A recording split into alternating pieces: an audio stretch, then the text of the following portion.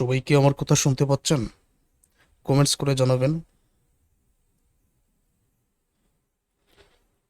BBA second year business math বইয়ের chapter number system থেকে live class number 6। আগের যে 5টি ক্লাস নেওয়া হয়েছে, ক্লাসগুলো খুবই গুরুত্বপূর্ণ। ওই ক্লাসগুলো আগে দেখে তারপরে তোমরা এই 6 নম্বর ক্লাসটা দেখবে।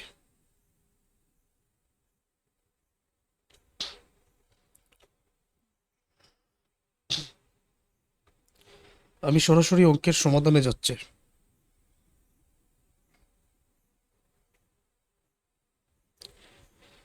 এই জায়গায় লক্ষ্য করো, 8 নম্বর অঙ্ক। আগের ক্লাসগুলোতে আমরা 7টা অঙ্কের সমাধান করেছি 5টা লাইভ ক্লাসে। এ প্লাস আইবি আকারে প্রকাশ করো 3 প্লাস রুট ওভার -4 বা 2 মাইনাস রুট ওভার -9 এ প্লাস আইবি আকারে প্রকাশ করার জন্য বলা হয়েছে। আমরা তো আগের ক্লাসগুলোর মধ্যে দেখেছি যে কিভাবে এ প্লাস আইবি আকারে প্রকাশ করতে হয়। এখন এই রাশিটাকে আমরা কিভাবে এ প্লাস আইবি আকারে প্রকাশ করব, আমরা হাতে কলমে অঙ্কটা সমাধান করব, তাহলে মনে থাকবে। আমি সরাসরি অঙ্কের সমাধানে যাচ্ছি। তো যেটা দেওয়া আছে ওই রাশিটাই আমরা প্রথমে লিখব গিভেন দ্যাট বলে। যেটা দেওয়া আছে ওইটাই লিখব।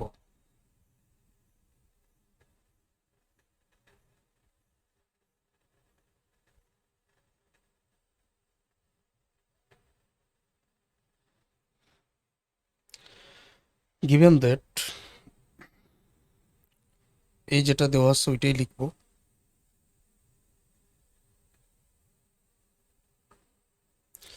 এই জায়গায় দেওয়া আছে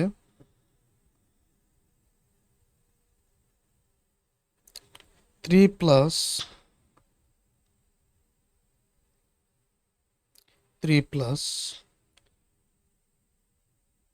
root over -4, 2 minus root over -9। যেটা দেওয়া আছে ওইটাই আমি লিখলাম।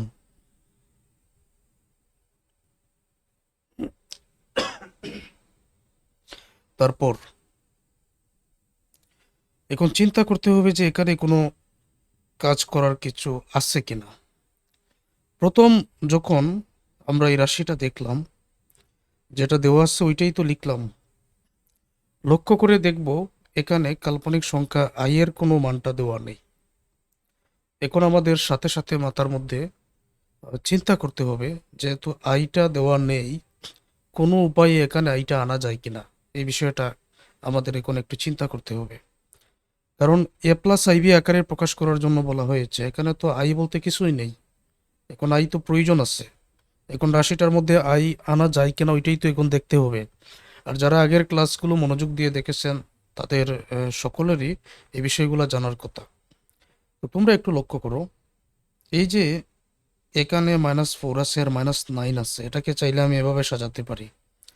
আমরা জানি কাল্পনিক সংখ্যা i² = -1, এই মানটা আমরা জানি। এই যে রুট ওভারের ভিতরে -4 আর -9 আছে, আমি যদি এখন এইভাবে লিখি, মনে করো আমি লিখলাম রুট ওভার -4। তো রুট ওভারের ভিতরে এই মুহূর্তে যদি আমি -1কে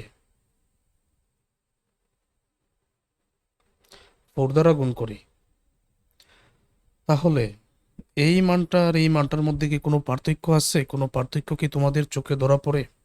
উত্তর হলো না। তো কিভাবে? যেমন আমি যদি এটাকে যদি ভাঙাতে চাই, তাহলে রুট ওভারের ভিতরে 4 একে 4, 1টা মাইনাসের, 4টা প্লাসের, প্লাসে মাইনাসে মাইনাস। সুতরাং এইটা আর এইটার মধ্যে কোনো তফাৎ নেই, উত্তরে একই আসবে। কেন -1 দ্বারা গুণ করলাম? শুধুমাত্র আইটা আনার জন্য। আমরা জানি কাল্পনিক সংখ্যা i² = -1। একই রকম ভাবে আমি যদি এইভাবে লিখি রুট ওভার -9, রুট ওভারের ভিতরে -1কে আমরা যেমন ধরো এখানে +9 দ্বারা গুণ করব। তখন এখানে তো উত্তর রুট ওভারের ভিতরে 9 কে আর 9, 9 প্লাসের 1 মাইনাসের প্লাসের মাইনাসের মাইনাস এরকমই তো হবে।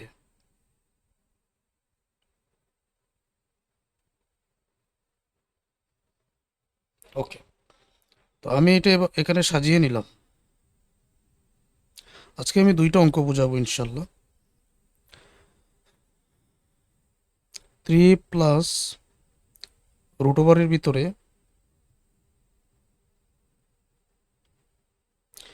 মাইনাসের 1 কে 4 দ্বারা আমরা গুণ করলাম।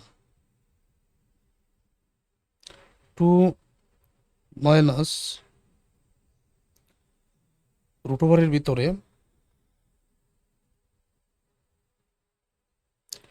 মাইনাসের 1 কে আমরা 9 দ্বারা গুণ করলাম। আচ্ছা, তারপরে এতটুকু তো আমরা বুঝতে পারলাম।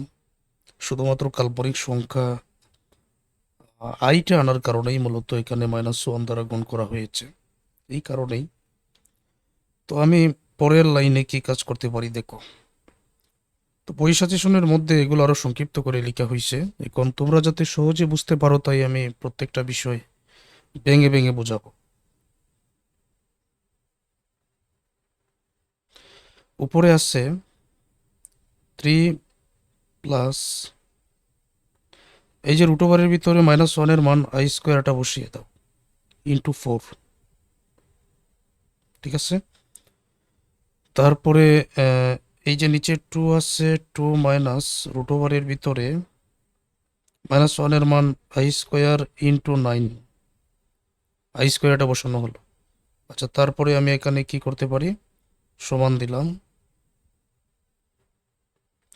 এখানে 3 প্লাস, এই যে রুট ওভারের ভিতরে i² ইন্টু 4 আছে, তো এখন স্কোয়ারে রুটে কাটা গিয়ে আইটা বের হয়ে যাবে, কিন্তু রুট ওভারের ভিতরে 4টা থেকে যাবে। অথবা আমি যদি এখানে আরেকটা কাজ করতে পারতাম ভালো হতো আমার মনে হয়। সেটা কিভাবে আমি তোমাদের দেখাই। যেমন আমি এখানে 4 না লিখে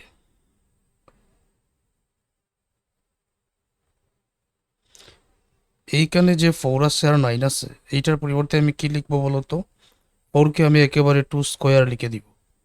তো 2 এর উপরে স্কোয়ার মানেই তো 4। 9কে আমি এখানে 3² লিখে দিব, তো 3 এর উপরে স্কোয়ার মানেই তো 9, এই 3² 9 এর পরিবর্তে, আর এই 4 এর পরিবর্তে 2² এখানে লেখা হয়েছে। তো এই মুহূর্তে তোমাদের এই যে ব্র্যাকেটের ভিতরে যে মানটা আছে, যেমন আমি লিখলাম এখানে রুট ওভারের ভিতরে ইন্টু i² ইন্টু 2², স্কোয়ারে এবং রুটে কাটা, আই এর উপরের যে স্কোয়ার, এই স্কোয়ার এবং রুটে কাটা মানে উভয়টার স্কোয়ার কিন্তু চলে যায়। তখন i2 অথবা এই যে i এবং 2 থাকে, i2 অথবা 2i, এটা সুন্দরভাবে সাজিয়ে লিখবো। তো এটা এখন রুট ওভারের ভিতরে আমরা এখানে কেটে দিয়ে শুধুমাত্র 2iটা উত্তরে পেয়ে গেলাম, এইটা কি আমরা বুঝতে পেরেছি। অথবা যদি আমি এখানে 2² না লিখে 4টা লিখতাম, তখন এই স্কোয়ারে আর রুটে কাটা গিয়ে আইটা বের হয়ে যেত, 4টা কিন্তু রুট ওভারের ভিতরে থেকে যেত। আবার 4কে আমি ছোটো করে যেমন 2² করে স্কোয়ার রুটে কেটে দিতাম, তারপর 2 বাইর করার এত লম্বা করার কি প্রয়োজন আছে, একেবারেই কেটে দিলাম। সুতরাং এখানে আমি লিখে নিলাম এই যে স্কোয়ার রুটে কাটা i2 এর পরিবর্তে একেবারে 2i এই জায়গায় আমি লিখে দিলাম, 3 প্লাস 2i। তারপর নিচে আসছে 2 মাইনাস এই যে রুট ওভারের ভিতরে i² ইন্টু 3², স্কোয়ার রুটে কাটা i3 তাকে আমরা 3iটা লিখবো, সুন্দর করে 3iটা লিখবো, 2 মাইনাস 3i। আশা করবো এখানে কারো কোনো প্রবলেম নেই। তোমরা যখন খাতা কলমে অঙ্কটা সমাধান করবে, কোনটা পরে কি কাজ করতে হবে, এটা হাতে কলমে অঙ্কের সমাধান করলে এমনিতেই মনে থাকবে, এগুলা দেখে বই পাওয়ার কোনো কারণ নেই, সবাই পারবেন। তো এই মুহূর্তে আমরা যা পেলাম, তখন দেখা গেল এই ধরনের অঙ্ক আমরা এর আগেও সমাধান করেছি।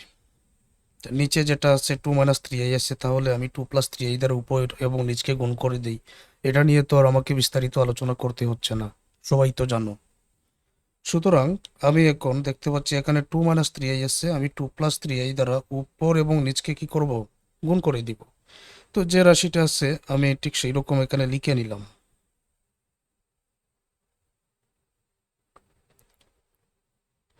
3 + 2i,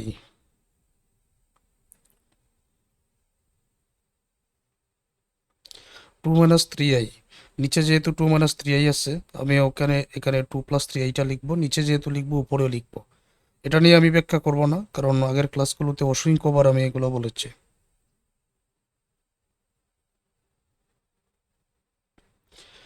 2 + 3iটা এখানেও লিখে দিব।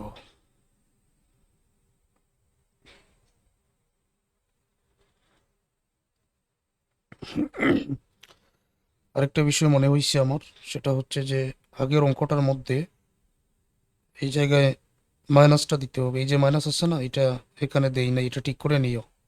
এই যে মাইনাস আছে এখানে মাইনাসটা দিয়ে দিও আগের অঙ্কটার মধ্যে, আগের ক্লাসে যেটা বোঝানো হয়েছে।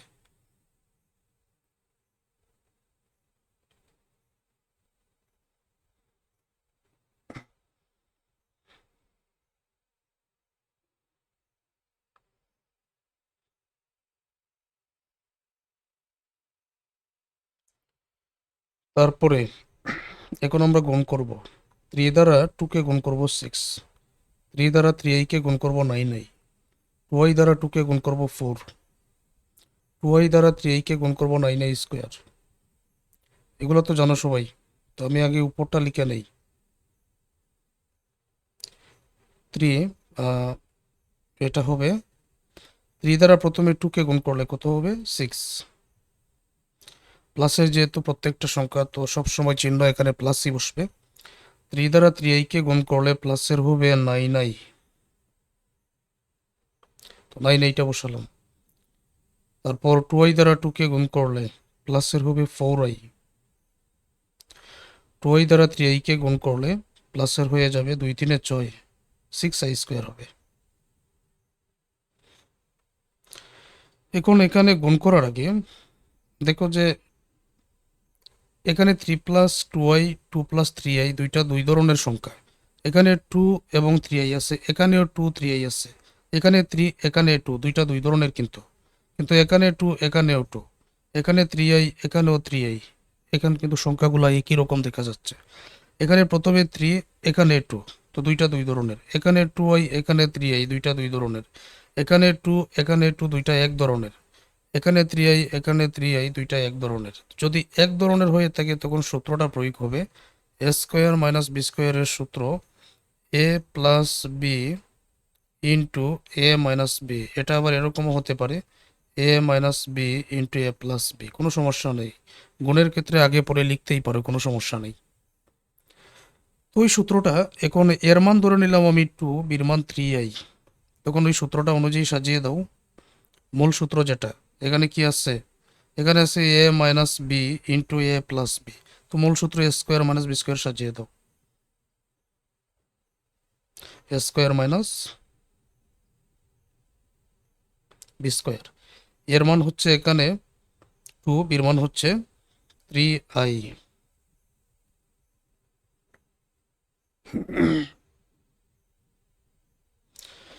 আচ্ছা এখন হিসাব করি।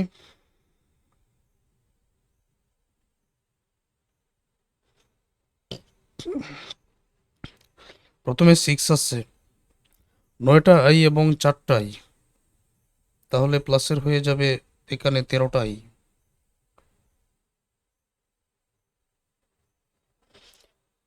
লিখলাম 13টা i। তারপরে আছে প্লাস 6i² মান এখানে -1 বসালাম। i² না লিখে আমি ডাইরেক্ট এখানে -1টা বসিয়ে দিলাম। তারপর 2 এর উপরে স্কোয়ার মানে হলো 4, 3 এর উপরে স্কোয়ার মানে তো 9, আর i² মান একেবারে এখানে i² না লিখে একেবারে -1টাই বসিয়ে দিই, তাহলে সময়টা কম লাগবে।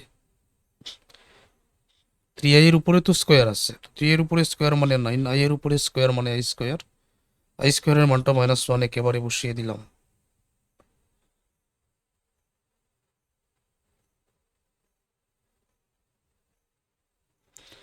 এখানে 6 আছে, তারপর প্লাসের 13i আছে,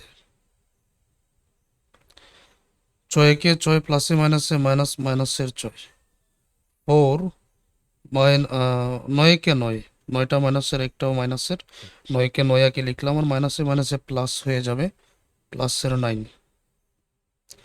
পরের লাইনে কি, প্লাসের 6 মাইনাসের 6 কাটা, উপরে থাকে 13i, নিচে 4 এবং 9 যোগ করলে 13। এই মুহূর্তে আমি কি করতে পারি, এই মুহূর্তে আমি এই 13 এবং 13টা কেটে দিতে পারি, শুধুমাত্র i থাকতেছে। উত্তরে যে আমি i পেয়ে গেলাম। তো আমাকে যে প্রশ্নটা করা হয়েছে a প্লাস আইবি আকারে প্রকাশ করার জন্য, তো a প্লাস আইবি আকারে প্রকাশ করার জন্য আসলে কি এখানে a প্লাস আইবি আকারে প্রকাশ হয়েছে, এটা কি প্রকাশ হয়েছে? এইটা বোঝার জন্য দেখো,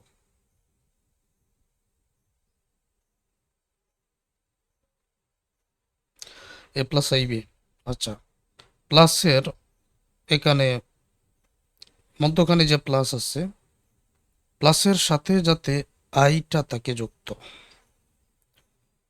বির মান, এর মান যাই হোক না কেন, বির মান যাই হোক না কেন, কোনো সমস্যা নেই, শুধু প্লাস এবং আই যাতে ঠিক থাকে। এটা কিন্তু আমি আগের ক্লাসগুলোতে অসংখ্যবার বলেছি।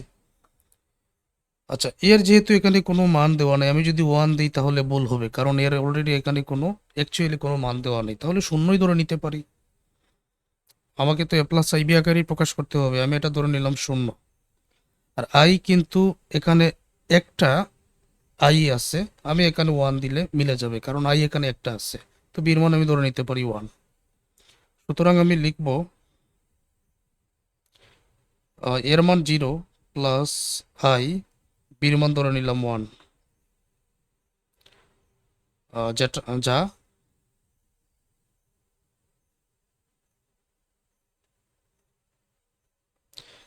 এ প্লাস আইবি আকারের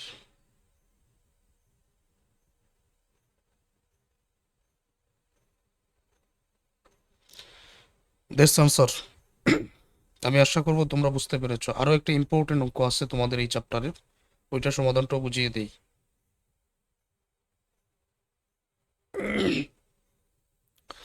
প্রমাণ করো যে √2 একটি অমূলদ সংখ্যা।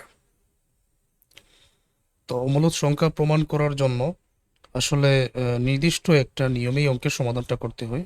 যেমন শুধুমাত্র √2 বলবে এমন না, √5ও বলতে পারে, √7, √13, যাই বলুক না কেন, √11, নিয়মটা কিন্তু এক।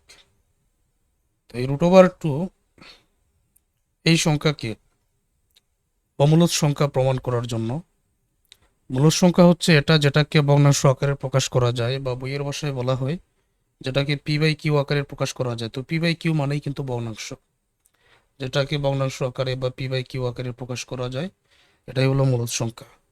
আর যেটাকে p/q আকারে প্রকাশ করা যায় না, ওইটা হচ্ছে কি, অমূলদ সংখ্যা। তো অমূলদ সংখ্যাটা এটা প্রমাণ করার জন্য আমি এখানে লিখলাম, মনে করি যে √2 একটা মূলদ সংখ্যা, এই কথাটা বলে আমি এখানে লিখব। নিয়মটা কিন্তু একই।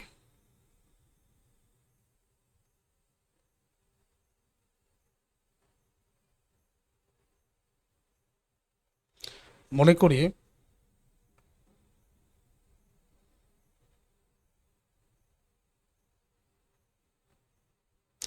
√2 একটি মূলদ সংখ্যা। ওকে, তাহলে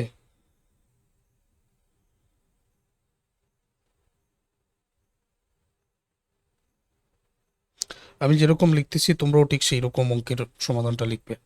বিভিন্ন প্রকাশনের বই সাজেশনের মধ্যে বিভিন্ন রকম থাকতে পারে, তবে মূল বিষয়গুলো কিন্তু একই থাকবে, তো নিয়মটা ভিন্ন থাকতে পারে, সমস্যা নেই।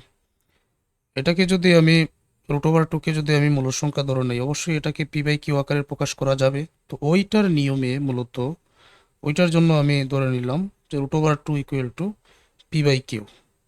তো শুধুমাত্র p/q হলেই হবে না, এখানে একটা শর্ত থাকতে হবে। তো শর্তটা কি, শর্তটা আমি এখানে লিখে নিচ্ছি। যেখানে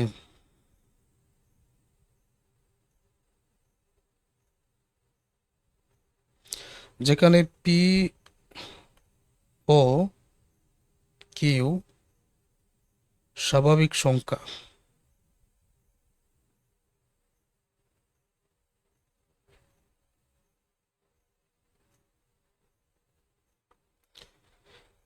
কিউ এর মানটা 1 এর মান থেকে বড় হতে হবে। মানে কিউ এর মান তুমি 0 ধরতে পারবে না, 1ও ধরতে পারবে না, কিউ এর মানটা 1 থেকে বড় হতে হবে। এবং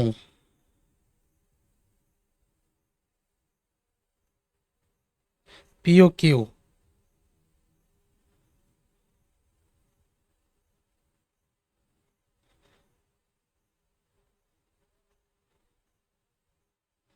সহমৌলিক সংখ্যা। এখন মৌলিক সংখ্যা আর কৃত্রিম সংখ্যা বিষয়টা কি, এটা তো এখন বুঝতে হবে।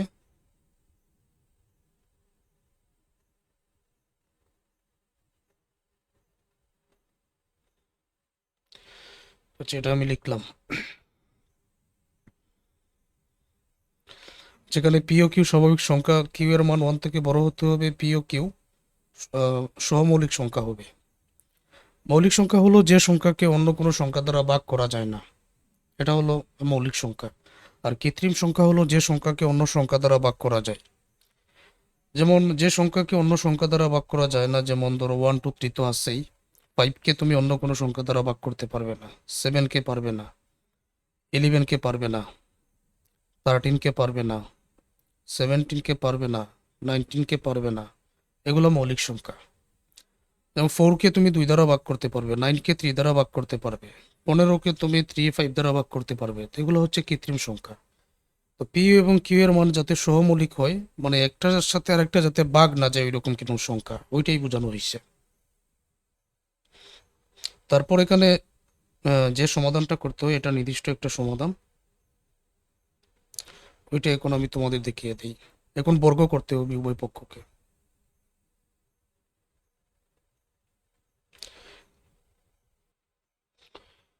বর্গটা করার জন্য আমি যদি এখন উদাহরণস্বরূপ, যেমন ধরো এইটার উপরে বর্গ দিয়ে দিলাম, মানে স্কোয়ার দিয়ে দিলাম, এটার উপরে স্কোয়ার দিয়ে দিলাম। তো এটার উপরে স্কোয়ার দেওয়ার কারণে স্কোয়ারের রুটে কাটা গিয়ে এখানে হবে 2, আর এই দুইটার উপরে স্কোয়ার হওয়ার কারণে উভয়টার উপরে যেহেতু square, P square Q square এরকম হয়ে যাবে। বুঝতে পেরেছো? ওইটাই কিন্তু আমি এখন লিখবো। তো এখানে শুধুমাত্র 2 বর্গ করার কারণে, আর এখানে হয়ে গেল P square by Q square. এখানে লিখে নেবেন বর্গ করে, ওই জায়গায় লিখে নেবেন এইরকম ব্র্যাকেট দিয়ে বর্গ করে। তো একবার বর্গ করবেন, বর্গ করার পরে এখানে উভয় পক্ষকে কিউ দ্বারা গুণ করবেন। যেমন 2কে যদি উভয় পক্ষকে কিউ দ্বারা গুণ করবেন, এটাকেও কিউ দ্বারা গুণ করবেন, এখানেও কিউ দ্বারা গুণ করবেন। তো গুণ করার ফলে কি হবে, যেমন 2কে যদি তুমি কিউ দ্বারা গুণ করো তাহলে এখানে হয়ে যাবে 2 Q. P square by Q square, এটাকে যদি তুমি কিউ দ্বারা গুণ করো, এইখানে কিউ কিন্তু নিচে দুইটা, কিউ স্কোয়ার মানে কি দুইটা কিউ আছে। তো একটা কিউ, এটা কিন্তু উপরের কিউ আর এটা নিচের কিউ, একটা কিউ কাটা। তাহলে কি থাকে, উপরে পি স্কোয়ার যেরকম আছে ঠিক সেই রকম থাকে, আর নিচে একটা কিউ থাকে, তাই না? তো ওইটাই তুমি এখানে লিখো, পি স্কোয়ার বাই কিউ। এখানে কি লিখবেন, যে ওই পক্ষকে কিউ দ্বারা গুণ করে। এখানে যে যুক্তিটা আছে, যুক্তিটা আমি পড়ে দিচ্ছি, আসলে কি প্রমাণ হয় বা না হয় এটা আমি বুঝিয়ে বলছি। তো যে কথাটা বলতে চাই, মানে মনে করো √2 একটা মূলদ সংখ্যা জাতীয় যে অঙ্কটা আছে, 10টা পরীক্ষার মধ্যে 9টার মধ্যেই আসে, আমি বলবো 10টার মধ্যেই আসে, তোমার পরীক্ষায় থাকবে। এটা এতটাই ইম্পর্টেন্ট। তুমি যেটা সমাধান করবে ওই নিয়মে, একই নিয়মেই করবে। যেমন এখানে বর্গ করা হয়েছে, এখানে এই কথাটা লেখা হয়েছে, সব অঙ্কের মধ্যেই লিখবে। এখানে কিউ দ্বারা গুণ করা হয়েছে, সব অঙ্কের মধ্যেই করবে। পার্থক্যটা √2, √3, √5, 7, 11 এগুলাই তো পার্থক্য, আর তো কিছু না। এতটুকু পর্যন্ত আসার পর আমি তোমাদের একটা যুক্তি দেই। যেমন ধরো, এখানে আছে উপরে 2 নিচে 5, অথবা এরকম এখানে 2 এখানে 5। আমি উভয় পক্ষকে যে কোনো কিছু করতে পারি, কোনো সমস্যা নেই, মানটা কিন্তু সমান হারে যাবে। আমি যদি উভয় পক্ষকে বর্গ করি, এখানে যেমন 2 কে স্কোয়ার 5 কে স্কোয়ার করি, 2 এর উপরে স্কোয়ার মানে 4, 5 কে স্কোয়ার করলে 25। এখন আবার যদি আমি এই উভয় পক্ষ উপরে রুট দিয়ে দেই, এরকম রুট দিয়ে দিই উভয় পক্ষের উপরে, 4 কে রুট করলে 2, 5 কে রুট করলে 5 আসবে। 25কে রুট করলে কত আসবে? 5 আসবে। মানের কিন্তু কোনো ভিন্নতা হবে না, এটা সমানুপাতে যাবে। এই জন্য আমি এখানে উভয় পক্ষকে কিউ দ্বারাও গুণ করতে পারি, নো প্রবলেম। আমি বর্গ করেছি, কোনো সমস্যা নেই, এটা করতেই পারি। কিন্তু এতটুকু পর্যন্ত আসার পরে এই যে √2 আমি মূল সংখ্যা ধরে নিয়েছিলাম, সেটা উভয় পক্ষটা সমান আছে কিনা ওইটা এখন আমার দেখার বিষয়। যে উভয় পক্ষটা আসলে সমান আছে কিনা এটা দেখার জন্য তুমি যেভাবে চিন্তা করবে,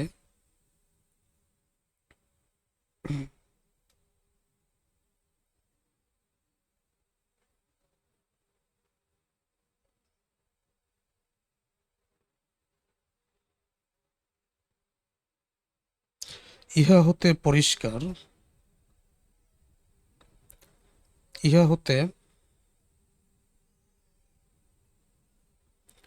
পরিষ্কার যে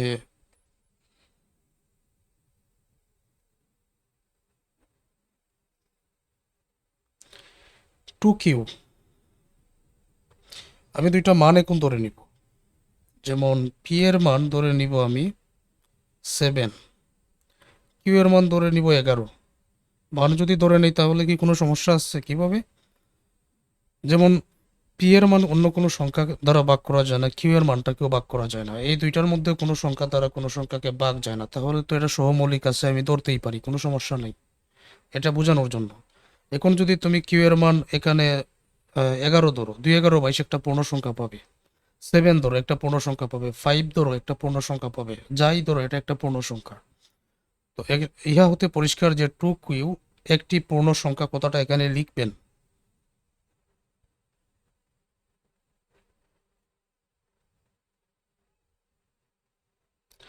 ইহা হতে পরিষ্কার যে 2Q পূর্ণ সংখ্যা। ওকে, এক পক্ষ তো পূর্ণ সংখ্যা, এটা পেয়েছি, কিন্তু এই পক্ষটা কি পূর্ণ সংখ্যা? ওইটা বোঝার জন্য আমি একটা কাজ করি। যেখানে পি স্কোয়ার আছে, পি এর মান 7 ধরেছি, স্কোয়ার 7 সাথে 49, কিউ আছে এখানে, কিউ এর মান 11, 7 সাথে এখানে 7 সাথে 49, 7 এর উপরে স্কোয়ার আর নিচে 11। 49কে 11 দ্বারা ভাগ করলে কি কোনো পূর্ণ সংখ্যা পাবে? পাবে না। তার মানে পি স্কোয়ার, এই যে পি স্কোয়ার বাই কিউ, এটা পূর্ণ সংখ্যা নয়।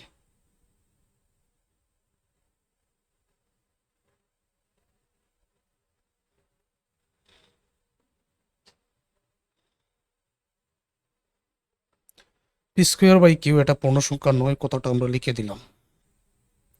এখানে আমি যাবতীয় শর্ত মেনে চেষ্টা করেছি সমান করার জন্য, কিন্তু সমান হয় নাই। একটা পূর্ণ সংখ্যা আরেকটা পূর্ণ সংখ্যা নয়। আমি এটা লিখতে পারি, এই কথাটা এখানে লিখতে পারি, তোমাদের বই সাজেশনের মধ্যেও কিন্তু লিখে আসছে, এরকমই লিখে আসছে যে পি স্কোয়ার বাই কিউ এবং 2Q, যেটা P square by Q 2Q এর সমান হতে পারে না।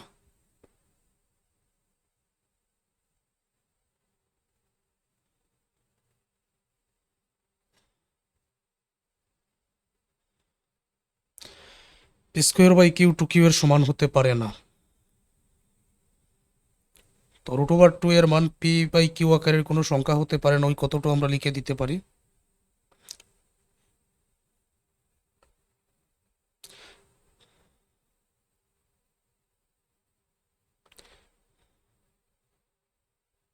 পি বাই কিউ আকারের কোনো সংখ্যাই হতে পারে না।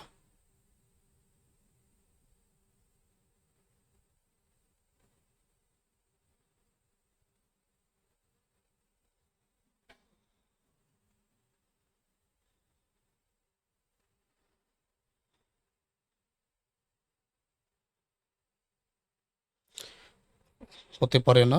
সুতরাং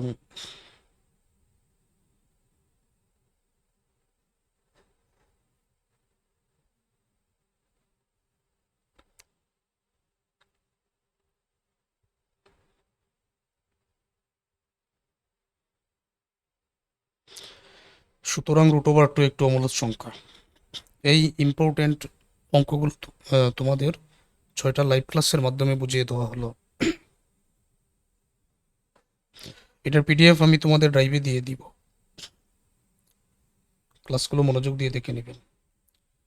সহপাঠী যারা আছে তাদেরকে পরামর্শ দিবেন, আমার হোয়াটসঅ্যাপ নাম্বার দিয়ে দিবেন, যে আলামিন স্যারের কাছে অল্প কোর্স ফি দিয়ে ক্লাস করা যায়, লাইভ ক্লাস করা যায়, সবাই যাতে ভর্তি হয় এরকম পরামর্শ দিবেন। তো আজকের এই ক্লাসটা এই পর্যন্ত।